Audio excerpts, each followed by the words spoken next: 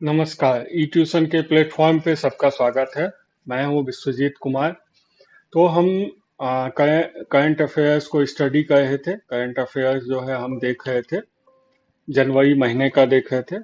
जनवरी 2023 का देख रहे थे करंट अफेयर्स। तो आइए अब उस सिलसिले को आगे बढ़ाते हैं, करंट अफेयर्स को, और आगे के करंट अफेयर्स देखते हैं। कल कल के वीडियो में थोड़ा जो है हम स्लो चल रहे थे, बट आज जो है अब थोड़ा तेज चलेंगे, क्योंकि अभी जून जुलाई तक कम से कम कवर करना है करंट अफेयर्स, और जल्दीबाजी में। ठीक है, बट एक्सप्लेनेशन में कुछ भी कमी नहीं आएगी, आपको सही ढंग से समझाते हुए हम आगे बढ़ेंगे। चलिए अगला न्यूज देखते हैं। हम लोगों का कॉफी एक्सपोर्ट जो है वो इंक्रीज कर गया 1.66%, 4 लाख टन हो गया 2022 में। ठीक है, तो यहाँ पे इम्पोर्टेंट है कि जरा हम देखते हैं कॉफी बोर्ड ऑफ इंडिया जो है उनके बारे में देखते हैं। तो कॉफी बोर्ड ऑफ इंडिया जो है, थोड़ा याद रखेंगे, हेड ऑफिस है बेंगलोर में। ठीक है, और अभी काफी ज्यादा इंडिया जो है वो एक्सपोर्ट कर रहा है कॉफी। और बहुत सारे, जैसे कॉफी क्या होता है ना कि रॉ मटेरियल भी इंडिया भी प्रोड्यूस करता है, हम रॉ मटेरियल बाहर से भी मंगाते हैं और उसे प्रोसेस करके बाहर दूसरे देशों में भेजते हैं। इसलिए हमारा कॉफी का बिजनेस जो है काफी अच्छा इम्प्रूव कर रहा है।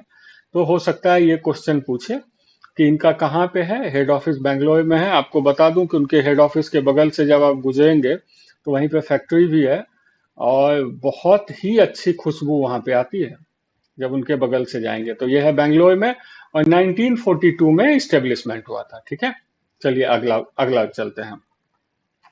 तो यूनियन कैबिनेट ने 2614 करोड़ का जो है एक इन्वेस्टमेंट अप्रूव किया है, 382 मेगावाट जो है सूनी डैम बनाने के लिए। हाइड्रो इलेक्ट्रिक प्रोजेक्ट है वो। ठीक है, और बना कौन है? एसजीवीएन। एसजीवीएन का जो है शिमला में ऑफिस है, और एसजीवीएन जो है उसका पूरा नाम है सतलुज जल विद्युत निगम। और बहुत ही अच्छा काम कर रही है एसजीवीएन उधर। अभी तो कहाँ पे बना है? सतलुज रिवर शिमला मंडी डिस्ट्रिक्ट में जो है। ठीक है, चल रहा है। और इसके अलावा जो सूनी डैम है, सूनी डैम के अलावा और लुहरी स्टेज 1 जो कि सतलुज पे है, लुहरी स्टेज 1, और जो है धौला सिद्ध। धौला सिद्ध जो है, धौला सिद्ध किस पे है? ब्यास नदी पे है। तो वहीं सतलुज और ब्यास जो है वो इधर अपना मंडी के आसपास से जो है, शिमला मंडी के आसपास से उधर से बहती है। तो इसीलिए याद रखें, एससीबीएन वहां पे बना रही है। एक सतलुज के ऊपर है लोहरी, और जो है धौला सिद्ध जो है ये है ब्यास नदी पे। ठीक है, आगे बढ़ते हैं। अब नेशनल ग्रीन हाइड्रोजन मिशन पे चलते हैं। ये बहुत हॉट टॉपिक है अभी, ग्रीन हाइड्रोजन। और इसका फायदा क्या है कि ये पेट्रोल को रिप्लेस कर सकता है, पेट्रोल प्लस और भी जो फ्यूल बेस्ड हैं, अदर फ्यूल है जिसको आप बायोफ्यूल्स बोलते हैं। ठीक है, उन सबको रिप्लेस करके ग्रीन हाइड्रोजन, और काफी क्लीन एनर्जी सोर्स है ये।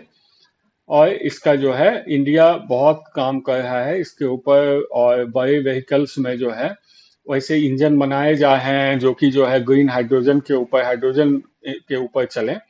तो वो हमारा फ्यूचर है।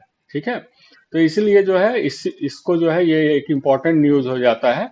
और ये जो है नेशनल ग्रीन हाइड्रोजन मिशन किस चीज के लिए बना है? To may to make India a global hub. यहाँ पे जो है प्रोड्यूस भी करेंगे, यूज भी करेंगे, और एक्सपोर्ट भी करेंगे। यानी कि बना लिए green hydrogen as a fuel बनाए, उसको यूज भी किए, बड़े व्हीकल छोटे व्हीकल जिस लेवल का डेवलपमेंट हुआ उस तरह का यूटिलाइजेशन किए, और उसको जो है एक्सपोर्ट भी किए। भविष्य में ये हो सकता है कि पावर प्लांट भी ग्रीन हाइड्रोजन पावर प्लांट बने, जो कि बहुत ही ज्यादा जो है सेफ होगा compare to nuclear power plant और एनी अदर पावर प्लांट। और पॉल्यूशन जो है, पॉल्यूशन लेवल बहुत कम होगा कंपेयर टू आपका जो भी कार्बन बेस्ड पावर प्लांट है, जैसे कोयला हो गया, इन सब से। ठीक है, net zero carbon emission by 2070, 2070। अभी कौन सा चल रहा है? 2023। मोटा मोटी रखिए 50 साल। 50 साल में जो है कार्बन एमिशन को नेट जीरो एकदम करना है। ठीक है, नेट जीरो करने का मतलब होता है ये एकदम जीरो ही नहीं कर लेना है, जिस हिसाब से balance. Make India as a production and export hub for hydrogen fuel. ठीक है, यहीं पे देखा हमने, प्रोडक्ट भी कहेंगे हाइड्रोजन फ्यूल का, एक्सपोर्ट भी कहेंगे हाइड्रोजन फ्यूल का। ठीक है, तो चलिए उसके बाद जो है आगे बढ़ते हैं, तो क्लीन कर देते हैं, अब आगे चला जाए। First all India annual state minister conference on water, पानी के जो है उसको बचाने के लिए, ये सारे चीज के लिए जो है, ठीक है, विजन है 2047, वाटर विजन 2047। और कहाँ पे हुआ था? भोपाल मध्य प्रदेश में 5-6 जनवरी को हुआ था। ठीक है, इसको याद रखेंगे, कॉन्फ्रेंस ऑन वाटर हुआ था, स्टेट मिनिस्टर अपने ही स्टेट वाले, और वाटर पे हुआ था 5 और 6 जनवरी, जनवरी फर्स्ट वीक का ही ये सब है, जो कहाँ पे हुआ था? भोपाल में। ठीक है, 2047 है वाटर विजन 2047। इसके इससे क्वेश्चन पूछ सकता है कि जो annual state minister conference on water हुआ था, उसका विजन क्या था? Clean water, clean water, drinking water, और जो है वाटर विजन एट 2050 कर दिया, एक में कर दिया एट 2047, या सेफ्टी ऑफ वाटर, ऐसा सब आपको ऑप्शन दे सकता है, तो आप याद रखें 2047 है वाटर विजन 2047। ठीक है, आइए अगले न्यूज को देखते हैं कि आगे क्या हुआ। अब जो है काला जाय, काला जाय के ऊपर जो है हेल्थ मिनिस्टर, ठीक है, health minister high level meeting to eliminate काला जाय। ठीक, अब काला जाय के क्या है कि काला जाय को 2023 तक, अभी इसी साल तक 2023 तक काला जाय को खत्म कर देना है।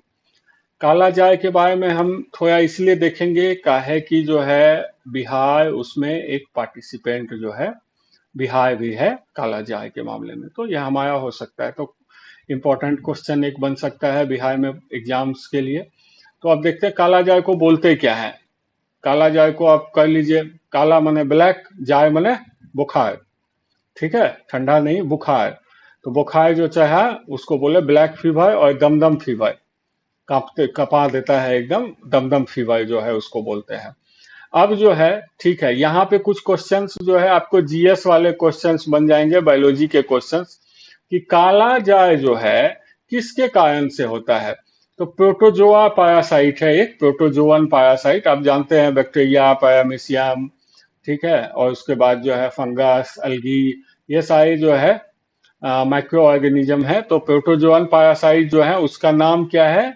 लेस्मेनिया जीनस, लेस्मेनिया जीनस का एक है, वो है। ठीक है, तो इस चीज को याद रखें बिल्कुल भी एकदम, प्रोटोजोअन जो है लेस्मेनिया, लेस्मेनिया जो है जीनस का है, और उसी के कारण से काला जाय होता है। अब ये क्या होता है? लीवर, स्प्लीन और बोन में वो यहाँ सब पे जाके जो है फैलता है, उसके कारण से शरीर में बहुत दर्द, और जो है आपको शिवरिंग, थरथराना होता है, बुखार होते हैं, और इस केस में अगर इलाज सही ढंग से ना की जाए तो डेथ भी हो सकती है। उसके बाद जो है वर्ल्ड में मलेरिया के बाद ये सेकेंड लार्जेस्ट पैरासाइट के कारण से होने वाला बीमारी है। मलेरिया के बाद फर्स्ट नंबर पे आता है कौन? मलेरिया, और सेकेंड नंबर पे अपना जो है काला जाय, ब्लैक फीवर। ठीक है, उसके बाद डेंगू वगैरह इसके बाद आएगा। अब 100 कंट्री के लमसम को इफेक्ट करता है। ठीक है, और कौन? अपने यहाँ से देखिए, अपने यहाँ से, अब ये हो गया आपको काला जाय के बारे में। अब जो है हेल्थ मिनिस्टर वाले न्यूज पे आते हैं कि आगे क्या हुआ। तो health and family welfare minister कौन है? मनसुख मंडाविया, मनसुख मंडाविया जी जो हैं, ये है health and family welfare minister है। तो ये डायरेक्ट क्वेश्चन तो हो सकता है कम आए कि Mansukh Mandaviya ji health and family welfare minister हैं। ठीक है, क्या कि इनमें क्या आता है, चांसेस आता है किसी कारण से पोर्टफोलियो चेंज हुआ मिनिस्टर का, किसी और को दिया गया, इनको कुछ और डिपार्टमेंट दिया गया, तो ऐसे सब केस में क्या होता है ना कि आपका क्वेश्चन कुछ और सेट हुआ, आंसर कुछ और बन गया, और एंड ऑफ डे जो है, तो इसलिए ऐसे क्वेश्चन से हो सकता है कि लोग क्वेश्चन सेट करने वाले लोग थोड़ा परहेज करें, है कि ये चेंज हो सकता है। बट आइए, जो इम्पोर्टेंट क्वेश्चन है कि 4 पार्टिसिपेंट्स कौन कौन थे। ठीक है, तो अपना यूपी बिहार, झारखंड, बंगाल, मतलब इसी साइड वाले जहां मच्छर ज्यादा काटते हैं। याद रख के चले, जो इसी साइड वाले सब एक जगह वाले ही है। यूपी हो गया, इधर से ये बिहार, झारखंड, और यहाँ पे जो है वेस्ट बंगाल। ये एक एक ग्रुप ही है। यहाँ पे मच्छर ज्यादा काट लेते हैं, कालाजार इधर ज्यादा गाँव में फैल जाता है। तो इसीलिए जो है एलिमिनेट करना है 2023 तक। पहले नेशनल हेल्थ पॉलिसी 2002 में टारगेट जो है सेट किया गया था 2010 का। ठीक है, बाद में इसे रिवाइज करके कर दिया गया 2015। ठीक है, तो ऐसे करके याद रखिए, 2002 में टारगेट हुआ 2010 का, फिर थोड़ा सा ये रिवाइज हुआ 2015 हुआ, और अभी हो गया है 2023। ठीक है, 2023 तक जो है। अब जो है 2007 से 98% की कमी आई है। यहां से यहां देखें, -98% की कमी आई है। ठीक है, लोगों ने कोशिश की। उसके बाद जो है सफाई, आप देखते हैं बरसात के समय में गाइडलाइंस आते हैं, पानी ना जमने दें, मच्छर ना जमने दें, वहां पे मच्छर पनप सकता है, सफाई फॉगिंग करवाते हैं, और ये सब करके उसको खत्म करने की कोशिश करते हैं। अब जो है कहा जाता है कि स्टेटिक्स जो है वर्ल्ड का, कि 90% कालाजार, क्या बोला गया कि 100 कंट्री जो है मोटा मोटी कालाजार से अफेक्टेड है। लेकिन इन 100 कंट्री में 90% जो केस होते हैं, वो कहाँ का, 8 कंट्री ही मेन माना गया जो 90%। ब्राजील, ब्राजील जंगली जंगल है, स्वाम्प है, और उसके बाद वहाँ का जो क्लाइमेट है, टेम्परेट क्लाइमेट जो है, वो मच्छर के लिए जो है काफी सब ट्रॉपिकल क्लाइमेट जो बोलते हैं, जहाँ पे कि थोड़ी ह्यूमिडिटी होती है, बरसात होती है, गर्मी होती है। ठीक है, उसके बाद Eritrea, Ethiopia, India, Kenya, Somalia, south Sudan and Sudan, ये सारे जो है देश जो है इससे अफेक्टेड है। टोटल केस ये सारे 8 देश आपको कितना, 90% जो है टोटल कहते हैं, कालाजार को कवर करते हैं। अब जो है इंडिया का देख लीजिए, इंडिया का कितना है, 11.5% स्टैटिक्स है टोटल केस का। ठीक है, और बिहार, झारखंड इसीलिए इंपॉर्टेंट हो जाता है कि इंडिया जो है 11.5% जो है, मान लीजिए कि इंडिया में अगर 100 लोग को कालाजार हुआ, तो उसमें से 90 लोग जो है वो बिहार झारखंड से हैं। बिहार झारखंड से हैं 90 लोग। तो इसीलिए बिहार झारखंड में कालाजार का इफेक्ट बहुत ज्यादा है। बिहार के लिए ये इंपॉर्टेंट हो जाता है कि कालाजार को 2023 तक जो है टारगेट लिया गया है हेल्थ मिनिस्ट्री द्वारा। हेल्थ एंड वेलफेयर मिनिस्टर कौन है, वो है मनसुख मांडविया जी हैं। ठीक है, और जो इसमें पार्टिसिपेट किसने किसने किया था, बिहार, उत्तर प्रदेश, झारखंड एंड वेस्ट बंगाल। अब आगे बढ़ते हैं। बाइंड स्कीम, बाइंड स्कीम को जो है अप्रूव किया है गवर्नमेंट ने। अब ये बाइंड स्कीम क्या है, इस चीज को देखते हैं। तो cabinet committee on economic affair, cabinet का जो कैबिनेट मिनिस्ट्री का जो कमिटी होता है इकोनॉमिक अफेयर का, तो उसको चेयरमैन कौन है, प्राइम मिनिस्टर नरेंद्र मोदी जी। जो पीएम होते हैं वो होते हैं उसके चेयरमैन, और उसके मेंबर्स जो होते हैं वो कैबिनेट मिनिस्टर, कैबिनेट मिनिस्टर उसके मेंबर है। ठीक है, अब बाइंड किस चीज के लिए किया गया है, ये मेनली है प्रसार भारती के लिए, विविध भारती, प्रसार भारती, जो ऑल इंडिया रेडियो बोलते हैं, उनके लिए ये स्कीम आया है। स्कीम का पूरा नाम क्या है, broadcasting infrastructure and network development. Broadcasting infrastructure, जो रेडियो वाला ब्रॉडकास्ट होता है, उसी के जो इंफ्रास्ट्रक्चर है, टावर लगते हैं, उसके बाद रेडियो स्टेशन बनते हैं, उनका रिकॉर्डिंग फैसिलिटी, ये सारा चीज जो है उनके इंफ्रास्ट्रक्चर में आ जाती है। एंड नेटवर्क डेवलपमेंट, जो उनका नेटवर्क है, कहाँ तक पहुंच सकते हैं, कहाँ तक रीच है।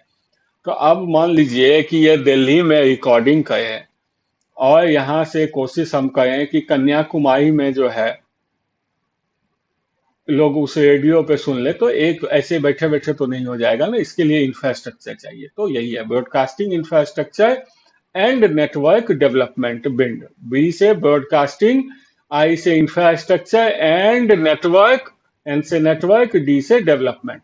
याद रखेंगे इसको। प्रसार भारती के इंफ्रास्ट्रक्चर जो कि ऑल इंडिया रेडियो है और दूरदर्शन है अपना DD1, ये काफी पीछे छूटने लगा है बाकी जो प्राइवेट चैनल्स आ गए हैं उनके कंपैरिजन में। और एक समय याद है, आप लोग में से तो बहुत लोगों को नहीं ध्यान होगा, बट हमारी उम्र वाले लोग जो है, बचपन में हम लोग दूरदर्शन ही आया करता था और दूरदर्शन पे ही रामायण महाभारत इन सब का आनंद लिया करते थे। तो दूरदर्शन एक बहुत ही इम्पोर्टेंट हो जाता है और गवर्नमेंट अपने पॉलिसीज, कुछ भी इमरजेंसी, ये सब में ब्रॉडकास्टिंग के लिए अगर इंफ्रा रहता है तो काफी हेल्पफुल होता है गवर्नमेंट के लिए। अब थोड़ा चलिए इनका जो है हिस्ट्री देख लेते हैं, ऑल इंडिया रेडियो दूरदर्शन का। ऑल इंडिया रेडियो जिनको ऑफिशियली जो है, जब 1957 में, 47 में देश आजाद हुआ, 10 साल बाद जो है 57 में इनको जाना जाता है आकाशवाणी। 57 से जो है आकाशवाणी जाना जाता है, ठीक है। और इस्टेब्लिश कब हुआ था? 1936 में, ठीक है। 1936 कैसे याद रखिएगा? 1935 में गवर्नमेंट ऑफ इंडिया एक्ट आया था। गवर्नमेंट ऑफ इंडिया एक्ट के एक साल बाद रेडियो का स्थापना किया गया 36 में। 36 से जो है चला चला चला 1957 में जो है इसे आकाशवाणी का नाम दिया गया। और अमीन सयानी बड़े पॉपुलर आदमी थे जिनकी आवाज को भी आज भी लोग बहुत रिगार्ड करते हैं। चलिए आइए अब आगे देखते हैं। Foreign university will need UGC node. मतलब फॉरेन यूनिवर्सिटी, देखिए इसके लिए हुआ क्या, इसका बैकग्राउंड ये है कि इंडिया से जो है बहुत सारे बच्चे फॉरेन यूनिवर्सिटी पढ़ने के लिए जाते हैं, बहुत बहुत सारे। अभी यूक्रेन में युद्ध हो रहा है, आपने देखा होगा यूक्रेन से कितने बच्चे आए मेडिकल करने, यूक्रेन चले जाते हैं यहाँ वहाँ। तो लॉकडाउन हुआ, युद्ध, ये सब के कारण बच्चों को वापस आना पड़ जाता है, इंडिया वापस आना पड़ जाता है। तो वहाँ फॉरेन यूनिवर्सिटी का ये हुआ कि अगर हम जो है इंडिया में भी अपना कैंपस खोल लें तो वहाँ पे भी हमें बच्चे, कहे कि फॉरेन यूनिवर्सिटी का उनका जो रेपुटेशन है, रैंकिंग है, काफी अच्छा है कंपेयर टू आवर यूनिवर्सिटी जो अपना लोकल यूनिवर्सिटी है, इनसे बहुत अच्छा है। तो इन्होंने, इनके लिए एक तो एजुकेशन लेवल पे वाइबल हुआ, दूसरा इकोनॉमिकली भी बड़ा अच्छा हुआ। तो इन्होंने कहा कि इंडिया में हम कैंपस सेटअप करेंगे। तो गवर्नमेंट ने कहा कि भैया आपको यूनिवर्सिटी ग्रांट कमीशन जो है, यूजीसी, यूजीसी से अप्रूवल लेना पड़ेगा, तभी आप यूनिवर्सिटी सेटअप कर सकते हो, ऐसे नहीं कर सकते, ठीक है। तो अब यूजीसी का देख लेते हैं कौन है चेयरमैन। प्रोफेसर ममिदला जगदीश कुमार, और ऐसे बहुत जगह आपको दिखेगा एम जगदीश कुमार, एम जगदीश कुमार भी नाम दिखेगा, ठीक है। तो प्रोफेसर हैं मामिदला जगदीश कुमार। जानबूझ के मैंने इनका फुल नेम यहाँ डाला, जो कि आप एक बार सुनेंगे तो आपको थोड़ा सा याद होगा। प्रोफेसर मामिदला जगदीश कुमार, और जो है एम जगदीश कुमार के भी नाम से उनको जाना जाता है। ये जो अप्रूवल मिलेगा यूजीसी का 10 साल के लिए मिलेगा, उसके बाद उसको रिन्यू करना पड़ेगा, ठीक है। और दूसरा चीज ये क्या बोल रहे हैं कि अगर आप यूनिवर्सिटी यहाँ खोल रहे हैं, अभी आप देखते होंगे आपका फेसबुक पे, लिंक्डइन पे जो लोग हैं, या सोशल मीडिया जो भी कर लो, सोशल मीडिया के प्लेटफॉर्म पे बहुत सारी यूनिवर्सिटी के आते हैं, online this course that course आते हैं, फॉरेन यूनिवर्सिटी के भी। बट यूजीसी का कहना है कि एक तो आप फुल टाइम प्रोग्राम ऑफर करोगे और physical mode, online class, distance learning, ये सब भाई नहीं चलेगा। आओ तो अगर पढ़ाना है तो ढंग से इंफ्रास्ट्रक्चर खोलिए, क्लासरूम बनाइए, बच्चों को बैठाइए, मस्त पढ़ाइए, कोई दिक्कत नहीं है, अच्छे हैं इंडिया के बच्चे पढ़ेंगे, बढ़िया एजुकेशन मिलेगा, उनको दिक्कत क्या है, ठीक है। लेकिन ये जो शॉर्टकट वाला जो उनका नियम है कि ऑनलाइन कर देंगे, डिस्टेंस, खाली पैसा कमाने वाला, इस चीज को उन्होंने यूजीसी ने कहा नहीं, ये नहीं चलेगा हमारे यहाँ, ठीक है।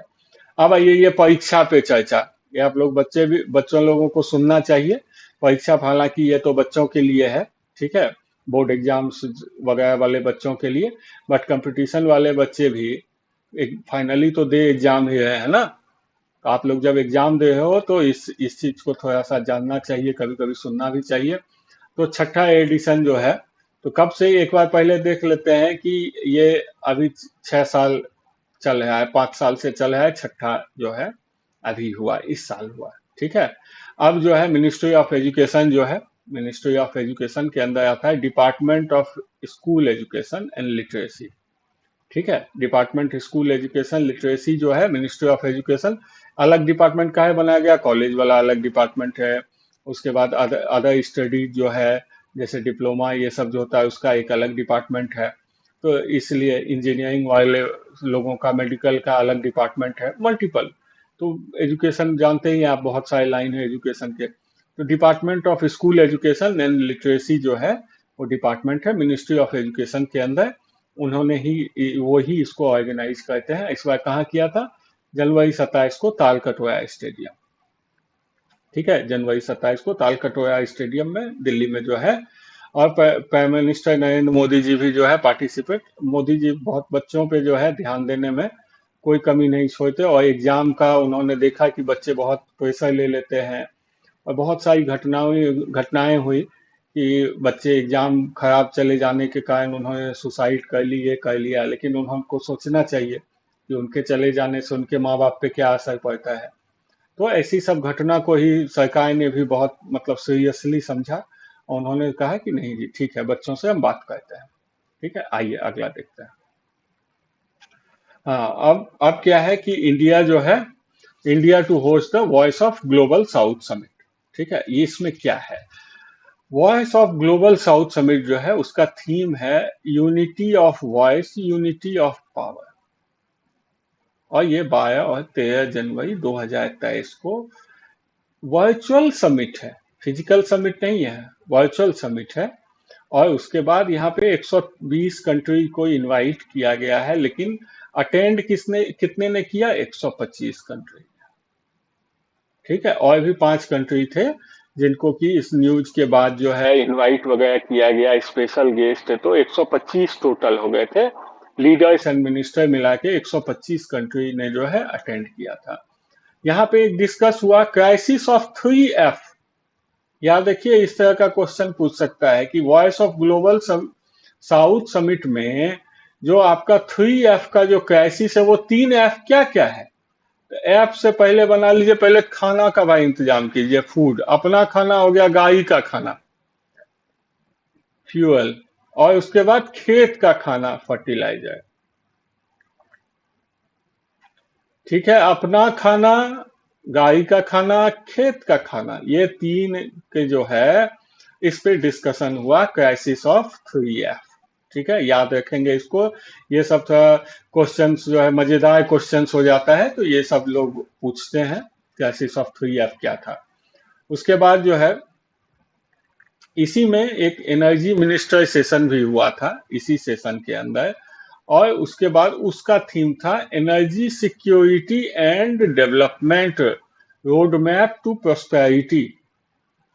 मतलब सुखी संपन्न होने का रास्ता कहाँ से आएगा? जब हम ईंधन की जो है सिक्योरिटी, सुरक्षा नहीं है यहाँ पे, उपलब्धता वाली सिक्योरिटी है, एनर्जी सिक्योरिटी एंड डेवलपमेंट, विकास। ठीक है, ये सिक्योरिटी सुरक्षा नहीं है। ऐसा नहीं है कि तेल का कुआं है, तेल का जो है टैंकर लगा हुआ है और उसको जो है सुरक्षा करना, नहीं नहीं। एनर्जी सिक्योरिटी का मतलब होता है एनर्जी की उपलब्धता, और डेवलपमेंट, विकास, जैसे ग्रीन फ्यूल हो गया, बायोफ्यूल हो गया, ठीक है, सोलर एनर्जी हो गया, मल्टीपल जो सस्टेनेबल एनर्जी है उनका विकास। चलिए, 26 नेशनल यूथ फेस्टिवल 2023, इसको जो है 2023 यूथ फेस्टिवल में जो लोगो वगैरह बना उसको रिलीज किसने किया? कर्नाटका के चीफ मिनिस्टर बसवराजा बोम्मई जी ने। उन्होंने जो है इसको रिलीज किया लोगो, और उसका जो है मस्कट को रिलीज किया। अब इसमें देखे होंगे आपने, एयर इंडिया का था पहले मस्कट, वो नमस्ते स्वागत करने वाले जो थे वो थे। तो अब जान लेते हैं लोगो क्या है, मस्कट क्या है। यूथ फेस्टिवल है, आप लोग यूथ हैं, आप लोगों के लिए ही ये फेस्टिवल है, और यूथ फेस्टिवल से आप लोग को क्वेश्चन बिल्कुल पूछा जा सकता है। तो हम थोड़ा सा जान लेते हैं कि क्या था। तो लोगो जो है बंसीलाल केतकी जी ने, जो उड़ीसा के अपने हैं, ये इंपॉर्टेंट हो जाता है आपके लिए, पड़ोस में है उड़ीसा। बंसीलाल, याद रखें, बंसीलाल केतकी, केतकी का फूल होता है। बंसीलाल केतकी जी उड़ीसा से थे, और केतकी भी फूल है, और इनका लोगो भी किस चीज से है, नेशनल फ्लावर लोटस से इंस्पायर्ड, समझे। तो याद रखे बंसीलाल केतकी जी जब पूछे नेशनल यूथ फेस्टिवल के लोगो को भाई किसने बनाया था, तो याद रखे नेशनल यूथ फेस्टिवल का लोगो था कमल का फूल जैसा था, कमल का फूल ही नहीं बना दिया था, उसके जैसा था, उससे इंस्पायर्ड था, जो कि अपना नेशनल फ्लावर है। और बनाया किसने था, आदमी के नाम में भी एक फूल का नाम है, तो बंसीलाल केतकी जी। मस्कट जो है इनबम जी ने बनाया था, जो कि बेंगलोर से है। और जो है चंपी चिक्का जो है, जो एलिफेंट है चंपी चिक्का, उसका एलिफेंट टाइप का बनाया था उसको, ठीक है। इस चीज को याद रख के चलेंगे। उसके बाद यूनियन मिनिस्टर जितेंद्र सिंह जी ने थीम जो रिलीज किया, नेशनल साइंस डे 2023, उसका जो है थीम क्या है 2023 में, क्या है, global science for global wellbeing. और ये कब मनाया जाता है, 28 फरवरी को जो है ये थीम को रिलीज किया जनवरी में, काहे कि फरवरी में नेशनल साइंस डे आएगा 28 फरवरी को। और क्यों मनाया जाता है, यहाँ पे देखिए बहुत ध्यान, सीवी रमन जी का नाम आपको पता है, सीवी रमन जी थे जिन्होंने रमन इफेक्ट का जो है, ठीक है, खोज किया था। और जो है उसी के 28 फरवरी को मनाया जाता है नेशनल साइंस डे। और इस बार क्या है, global science for global wellbeing, मतलब साइंस को एक जगह तक सीमित नहीं करना है, एक देश तक सीमित नहीं करना है, साइंस को जो है बिल्कुल एकदम ग्लोबल बनाना है। और वो क्या है, ग्लोबल बनाने का क्या मतलब है, ग्लोबल वेलबींग के लिए, सबके सबके फायदे, सबके विकास के लिए, ठीक है। अब आइए चलते हैं अगले पे। अगला है 12th world Hindi conference will be organised in Fiji. तो हिंदी कॉन्फ्रेंस जो है वो क्या चीज होता है, इसको बहुत छोटा सा याद रखते हैं। हिंदी कॉन्फ्रेंस अपने हिंदी के विकास के लिए होता है। और वर्ल्ड हिंदी कॉन्फ्रेंस जो है 12वां जो है कहा, फिजी में, फॉरेन मिनिस्टर और फिजी गवर्नमेंट के द्वारा जो है 15 से 17 फरवरी तक चलेगा। और इसका थीम क्या है, बहुत ध्यान से ये बड़ा, traditional knowledge to artificial intelligence. माने हिंदी का जो है, ठीक है, हिंदी का जो यूज है, जो अपना ट्रेडिशनल नॉलेज है, traditional knowledge to artificial intelligence, AI तक कैसे जो है, यही था थीम। हिंदी को हम कैसे यूज कर सकते हैं, क्योंकि आप खुद सोचें कि आज आज जो एआई बहुत सारे, जैसे आप देखते हैं अमेजन का भी जो अपना इको डॉट है, या क्या कहते हैं गूगल मैप वगैरह है, हिंदी लैंग्वेज में भी उपलब्ध है। और बहुत सारे लोग, आपको मैं बता दूं कि गांव में भी और बहुत जगहों पे पूरे इंडिया में बहुत सारे लोगों को मैंने देखा है कि उनको मोबाइल नहीं चलाना आता है, लेकिन उनको वॉइस से चलाना आता है। और मोबाइल भी उनका वॉइस को बहुत ढंग से समझ है, यूट्यूब पे गाना चलाना है, मस्त बोले गाने का नाम, यूट्यूब तुरंत चला दिया। इको डॉट भी समझ जाता है, इको डॉट भी हिंदी में काम करता है। तो कुल मिला के आर्टिफिशियल इंटेलिजेंस में हिंदी लैंग्वेज का बहुत अच्छा यूज हो रहा है। और पॉपुलेशन भी हमारी कोई कम तो है नहीं, पॉपुलेशन भी इतनी है कि एक बहुत अच्छा उनके लिए मार्केट भी है ये। तो हिंदी का traditional knowledge to artificial intelligence, इस तरह से आप याद रखें। ग्लोबल इन्वेस्टर समिट इंदौर में हुआ, ये ग्लोबल इन्वेस्टर समिट नाम है, और लेकिन इसका पूरा नाम जानना जरूरी है, वो है invest Madhya Pradesh global investor summit. ये मध्य प्रदेश का ही मेन है, ठीक है। वर्चुअली पीएम मोदी जी ने इसको इनॉग्रेट किया, इंदौर में हुआ। ये इन्वेस्ट मध्य प्रदेश है। ये था 7th एडिशन जो इस साल हुआ 2023 में। 2023 में इसका ग्लोबल इन्वेस्टर समिट का 7th एडिशन था, 3 2 5 2 7, ठीक है, 7 एकदम हमसे याद रह जाएगा। 7th एडिशन था, कब से कब तक हुआ, 11 से 12 जनवरी, ठीक है। यहाँ पे इसका क्या था, ये सब चीजों से थोड़ा क्वेश्चन आता है। थीम क्या था, मध्य Pradesh a future ready state. तो आप याद रखें, इन्वेस्टर समिट का पूरा नाम पहले समझ लें, वो है इन्वेस्ट मध्य प्रदेश है। तो अब उसके जो है थीम में कहीं ना कहीं मध्य प्रदेश होगा, तो इस थीम में है Madhya Pradesh a future ready state, भविष्य के लिए तैयार राज्य। ठीक है। और environment protection has been taken care, इसमें इन्वायरमेंट प्रोटेक्शन पर भी काफी बात हुई, और carbon neutral and zero waste वाला जो है मुद्दा, उस पर भी उसका वो भी पॉइंट रखा गया है इसमें।